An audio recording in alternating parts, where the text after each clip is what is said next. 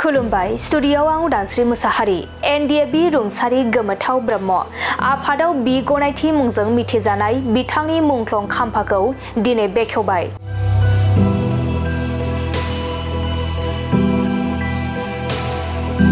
बिथां गोमोथाव ब्रह्मआ बर' हारिखौ रैखाथि खालामनो आलादा बड'लेण्ड रायजो सोरजिनायनि थांखिजों नखरखौ नागारनानै थांनाय 2005 मायथाइयाव एनडिएबि आफादाव थांदोंमोन आरो बिथाङा 2010 मायथाइनि 15 डिसेम्बराव सुथुरफोरनि आखायाव मुंख्लं जानो गोनां जादोंमोन। आथिखालाव बिथांनि रुंसारि जानाया 15 बोसोराव आगान होबाय। दा बिथांनि मुंखौ अरायसम गोसोखांनो मिथिनो थाखाय बेखौ नोजोर लाखिनानै गोमोथाव ब्रह्मनि जोनोमगिरि बिमा बिफाया न'नि साखाथियाव गावसिनि रां खरसा खालामनानै गोमोथाव ब्रह्म फिसाज्लानि मुङाव मुंख्लं खाम्फा लुनाय जायो आरो बे लुनायखौ दिनै पर्बतजरा ओनसोलनि सेनियर बारग' एनडिएबि जोंब्लाव बसुमतारिया गोजा फिथा हानानै बेखेवनानै होयो। मख'नो गोनांदि क'क्राझार जिल्ला पर्बतजरा महकुमानि सिङाव थानाय तेखनजरा फाट्रि बुथियाफारा गामिनि मुंख्लं गोमोथाव ब्रह्मनि मुंख्लं खाम्फा बेखेवनाय हाबाफारियाव बाहागो लाफैनानै पर्बतजरा ओनसोलनि सेनियर बारग' एनडिएबि जोंब्लाव बसुमतारिजों लोगोसे मार्टियार्स एस'सिएशननि आफादगिरि मार्टियार्स एस'सिएशन आफादनि गाहाय आफादगिरि असिम दैमारि आरो नेहाथारि उदांस्रि नार्जारिजों लोगोसे गोबां बारग' एनडिएबि बिथांमोनजों लोगोसे रायजो राजाफोरखौ बाहागो लानायखौ नुनो मोननाय जादों। गिबियावनो खुलुमनाय थाबाय साफ्रोमबो नोंथांमोननि चेनेल नायगिरि रायजो राजाफोरनिसिम। दिनैनि नैबे जे फुंबिलि समाव नैबे पर्बतजरा ओनसोलनि भुटियापारा होननाय गामियाव जे मानगोनां बिथां अनिल कुमार ब्रह्म बिथांनि बिसाज्ला गोमोथाव ब्रह्म बिथांनि जे मुंख्लं खाम्फाखौ बेखेवनो जे हाबाफारि लादों बे हाबाफारियाव सफैनो हानानै आङो जोंनि दुलाराय एनडिएबि मुंख्लं आफादनि आफादगिरि जानानै जोबोरैनो गोजोननाय एबा दुखु मोननायबो फोरमायदों। मानो होनोब्ला जोङो बयबो मिथिगौ जे मोनसे समाव जोंहा साफ्रोमबो बर' माहारिया जोंनि जे आलादा बड'लेण्ड सोरजिनो थाखाय गोबांथार आफाद सोरजिदोंमोन। थिग बेबादिनो आफाद सोरजिनायनि गेजेराव मोनसे समनि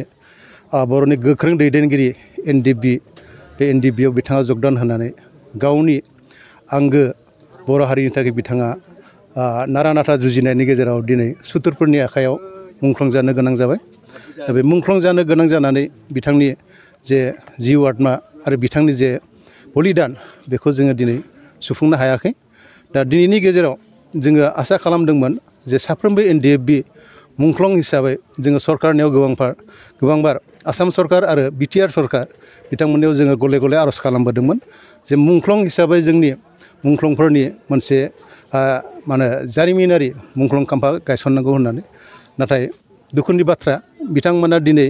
सिङाव मा प्लेन पलिसि लादों आं बुंनो हाया। दा बिथांमोना आगोलावबो थांनाय 2022आव चिरां जिल्लानि मोनसे रुपुहि होननाय जायगायाव साम' हाथाइ खाथियाव बिथांमोना माखासे हा एलटमेन्टबो होबाय होननानै बुंदों आरो मुंख्लं खाम्फा गायसननो थाखाय बिथांमोना ज'जा खालामदों। नाथाय जोंनि नोजोराव दिनैसिमबो बिथांमोना बे मुंख्लं खाम्फाखौ गायसननायखौ जोङो गायसननानै अन्थाइ खाम्फाल' गायसननानै दोनदों नाथाय दिनैसिमबो लुफुंनानै होनायखौ जोङो नुनो मोनाखै। दा बिनि फारसे जोङो दुखु मोननाय फोरमायदों जे अति खम समनि गेजेरावनो बिथांमोना बे मुंख्लं खाम्फाखौ गायसननानै होगोन होननानै जों आसा खालामदों। आरो बिनि गेजेरावनो आं आर'ज खालामगोन जे दानि जे आसाम सरकार आरो दानि जोंनि बिटिसि सरकार बिथांमोननियाव आं आर'ज खालामदों जे बिथांमोना बावैसो समनि सिगां जोंनि बिटिसिनि खुंथायाव थानाय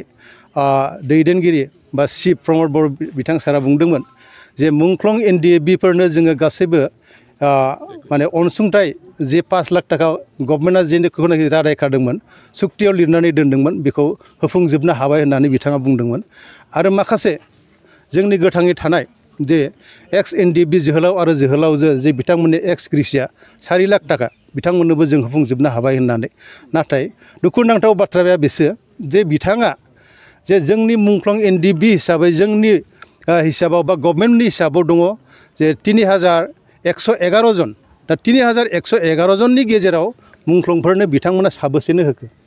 बेखौ आं बिथांनियाव सोंथि खालामदों जोंनि मोनथिनायाव जोंनि नुनायाव बा बिथांमोननि हिसाबावबो गासै 111 जननि गेजेराव बिथांमोना 642 जनल' बिथांमोना माने अनसुंथाइ हिसाबै 5 लाख थाखाखौ होनो हादों दा बिथाङा बबे हिसाबै जे मुंख्लं न'खराव 5 लाख थाखाखौ होजोब्बाय होननानै बुंनो हाखो बेयो आंनि सोंथि एबा जोंनि मुंख्लं NDB मुंख्लं जे आफाद बे आफादनिफ्राय जों सोंथि खालामो आरो माखासे खोथाखौ बिथाङा बुंबावदों जे बिथां NDB बिदा फंबाय जे अनसुंथाइ हिसाबै जे 4 लाख थाखा होनांगौ बे 4 लाख थाखाखौबो बबे हिसाबै बिथाङा होजोब्बाय मोनजोब्बाय होननानै बुंनो हाखो दा बियो सोमोनांथाव बाथ्रा दा जेखि जाया दा पलिटिकेलाव थानाय हिसाबै बिथांमोना नाना धरननि माने गोबां खोथाफोरखौ बुंगोन बेयो बिथांमोननि नेचारखा पलिटिकेलनि नेचारखा जों बेखौ जेबो बुंनो थाङा दा जिखिनि आद्रा थादों मावनो थाखाय NDB एबा मुंख्लं NDBनि बेखौ बिथांमोना बे खम समनि गेजेराव थाबैनो मावनानै होफुंगोन बेखौ आं आसा खालामदों आरो बिथांमोना बेखौ मावनानै होनाया खुब मोजां आंबो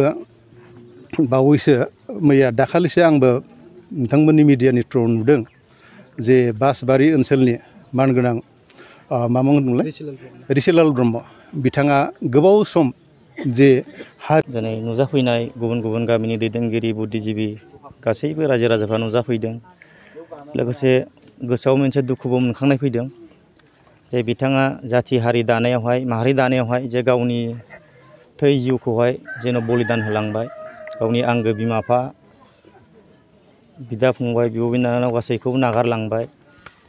दा दिनै जों बे हिसाबै बिथांखौ गोसोखांदों दुखुबो मोनदों लोगोसे हारि दानायाव जे बिथाङा मैखोम बाहागो लानानै दिनै बे पर्बजरा ओनसोलाव मोनसे सनानि हांखोजों बिथाङा नाम लिरजालांबाय